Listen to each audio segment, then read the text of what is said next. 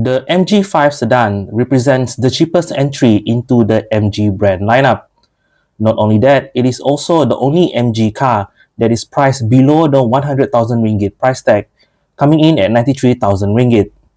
Factor in rebates and other incentive, then the MG5 looks to be an even more attractive option, especially for buyers in the B or C segment sedan category that wants a lot of features, style, and value for money.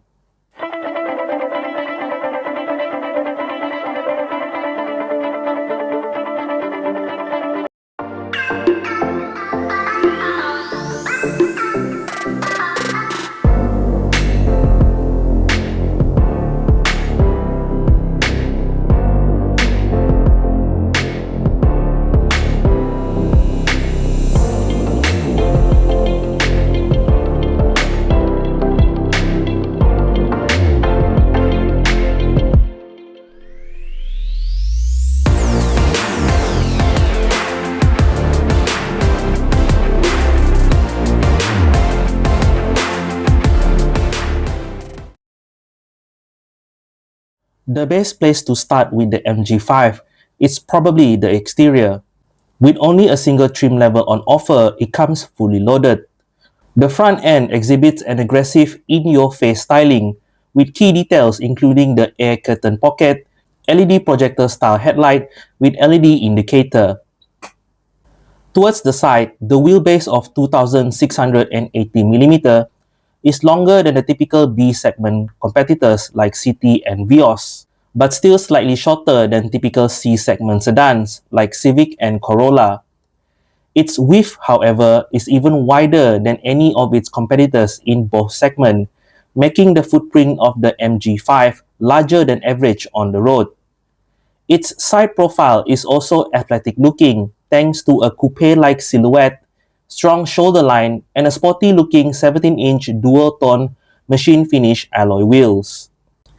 The rear of the car is equally attractive with LED combination tail lamps, integrated lower rear diffuser, and generally a wide stable proportion look of the car. The trunk, however, is not the biggest in class, coming in at only 401 liters of space, but the shape is rather good and space can be expanded with the folding of the rear seats. Under the hood of the MG5 is a 1.5-liter naturally aspirated 4-cylinder petrol engine that makes 114 horsepower and 150 Nm of torque. The power is sent to the front wheels via an 8-speed intelligent CVT. In terms of safety feature, the MG5 is equipped with 6 airbags, stability and traction control, hill start assist, blind spot detection, rear cross traffic alert, lane keeping assist, and rear collision warning. Unfortunately, missing from the safety roster is forward collision warning and autonomous emergency braking.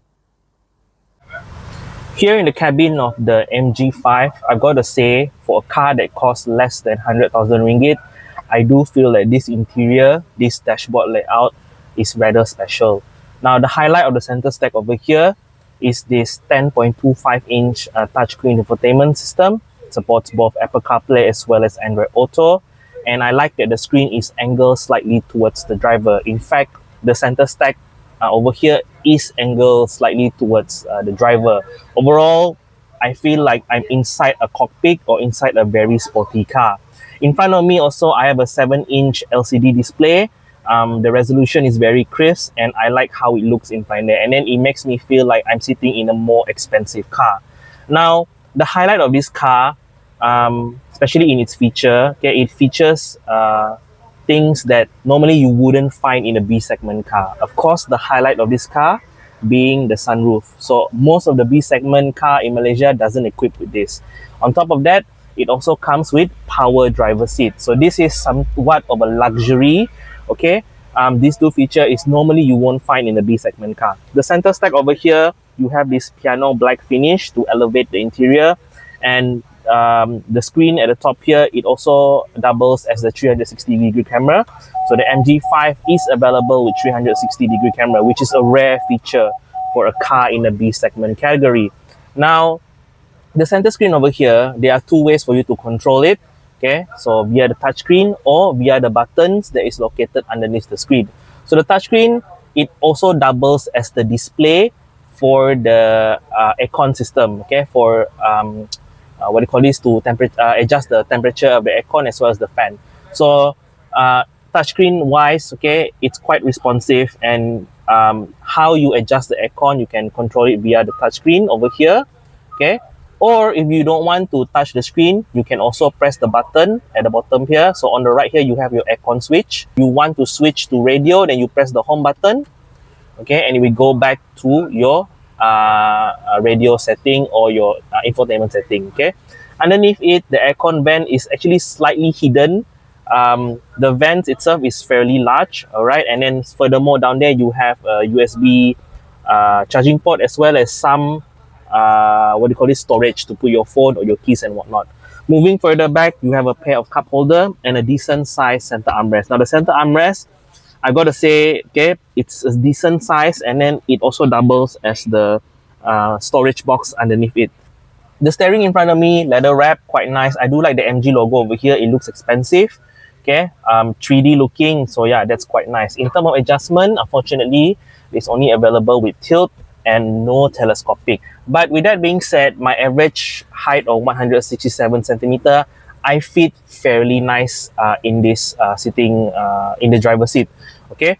No way in shape or form, or I feel like the steering is too far, or I'm sitting too further away, or the pedal distance is too much or far away, okay. To me, the sitting position in this car is really, really good. All cars come with this leather seat, okay, black in color. It also features this red insert, as well as this sort of like honeycomb design, okay, on the upper part of the seat. Overall, the seats look good, and sitting inside here, I do have enough support in terms of side bolstering as well as lumbar support. Towards the passenger side, okay, I do have a decent sized glove box, and I do like the material they use on the dashboard. Okay, this black piano finish have sort of like this crystal insert that makes it very, very interesting to look at, especially if you have light against it. It looks like a crystal glass like that. And I do like this finish on top of the dashboard. It looks like a satin, sort of like machine finish metal, okay, which I do appreciate as well. And overall, the ambience, the space also, it makes me feel like I'm in a class above, like a C segment car rather than a B segment car. So yeah, this interior is definitely one of the more interesting interior in the B segment category in Malaysia. Okay, so moving from the front seat to the rear passenger seat of the MG5, I would say first impression back here is fairly decent. In terms of comfort, I would say it's actually very good. Okay, so this front driver seat is adjusted to my driving position. I am 167 centimeter of height. So in terms of space, okay, in terms of leg room, I have decent amount of leg room, and my headroom as well. Despite the car having a coupe exterior silhouette, in terms of headroom, actually I have decent amount of headroom, despite the car having a sunroof as well. So in terms of space generally, me as an average Asian adult fits rather well. Now in terms of convenience, there's actually quite good also back here. I have dual map pockets, okay, and then in the center stack over here, I do have rear aircon vents as well as USB charging, and you also have a little bit of storage down there if you wish to put your keys or whatnot. In terms of storage, at the side here, at the side door bin also, there's a sizable amount of space, okay. And the one thing I like over here is that the grab handle when you close the door is actually quite deep. Overall, the material back here is decent, okay. Now the only thing that I have a gripe with this rear seat is the lack of center armrest, okay. So this is something that even B segment car today have this feature, a center armrest with a pair of cup holder. But nevertheless, sitting behind here, I feel like this back end is decent, and on longer journeys, I think it's quite comfortable as well. Oh, for parents as well, if you wish to put a child seat in this car, so the MG5 is equipped with ISOFIX child mounts, should you want to put the child seat in the back here. Okay guys, so I've been driving the MG5 Sedan for a while now. Okay, so what is my first impression like driving this car? Okay, so the MG5 on paper, in terms of its feature, And then even in terms of the car's dimension, it is definitely leaning towards the C segment category. You know, you have the sunroof, okay, and then the car is relatively large on the outside. But the drivetrain, okay, so the 1.5 liter naturally aspirated engine combined with the CVT gearbox powering the front wheel drive, this is a typical B segment car setup. Okay, so upon stepping into the driver's seat, when I drive this car, and yeah, it feels like I'm driving a B segment car rather than a C segment car. Okay, so in terms of its acceleration, okay, the 1.5 liter engine naturally aspirated, power delivery is more smooth than rapid. Of course, you know, like with C segment cars, most of them have like what, turbocharged now, and then 2 liter engines, the power is there. But for this case, the engine is 1.5, so power delivery is more smooth than rapid. Okay, it's not to say like it's a bad thing, just that it feels like another B segment car from behind the wheel. Okay, so that is the first thing that I found out about this car. Now, other things, the things that I like about this car, number one is the driving position of this car. It feels like a sporty car generally when you sit inside the driver's seat. Okay, the bolstering is quite nice, it hugs you in all the right places. In terms of handling, it handles like a typical B segment car. There's a slight body roll. Things are fairly stable. It is only when you push the car to the limit and you start to feel the underpinning of this car is tuned more for comfort rather than sporty dynamic handling. Initially, the gearbox, okay, it does keep the car in its power band. It's just that the acceleration is not as rapid compared to something like a 2 liter or 1.5 turbocharged engine. So if you buy this car expecting a very fast acceleration, you better look elsewhere lah. Okay, maybe check out the MG4 electric. That one has rapid acceleration. Okay, but the rest of the cabin, okay, ride quality is generally very comfortable. Insulation also is quite good. This car is riding on, I think it's 17-inch rim. Yeah, so I don't really hear any much tire roar coming into the cabin, so that is quite good. The steering wheel, okay, so the steering wheel, I have a love-hate relationship with this steering wheel. Okay, in like city driving or in urban setting, I feel like the steering wheel is pleasantly light. Okay, so you can turn the wheel with one hand, you know, it just makes it feel like the car is very easy to turn. You know, it's very right. It's very what do you call this, light. Okay, so but then at the same time, at higher speed, I do feel like this steering wheel is a tad too light for high speed use. Okay, I do wish like at higher speed it has a slightly more heavy weight to it. But again, you have to remember this car is a B segment car. Okay, so in terms of how it drives like a typical B segment car, in which it's very comfortable, okay, stable, and very civilized. Alright, in terms of visibility, not much issue. The dashboard is relatively low, at the back as well.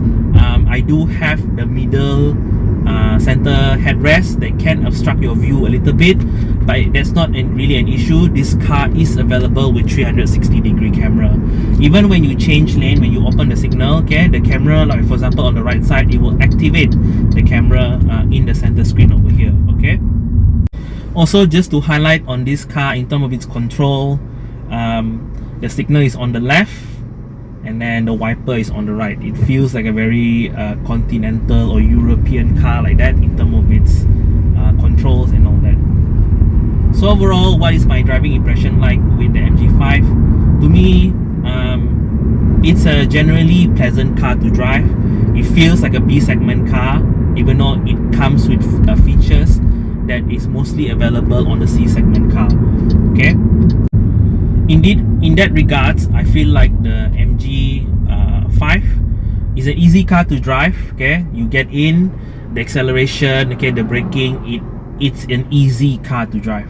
Just that if you're expecting this car to be like fast accelerating or sporty, then you better look at the MG4. This is definitely more for family use, for urban use, for city use, that happens to have sporty looks on the outside, as well as C segment features for a B segment price. And that is the appeal of this MG5 to me. It's sort of like a stepping stone if you want to get a C segment car, but you're just not ready for the performance and also the price that comes with a C segment car. So in terms of its acceleration, in terms of its character, I feel like this car still behaves more like a B segment car compared to a C segment car. But overall, it's still a pleasant car to drive. And if you're looking for a car that's around 90,000 ringgit, this should definitely be one of your choice. Mostly thanks in part to the features. Okay, there are a lot of features here that you can't get at this price point. Sunroof, touch push start button, and yeah, even the exterior looks as well. Overall, yeah, the MG5 solid contender.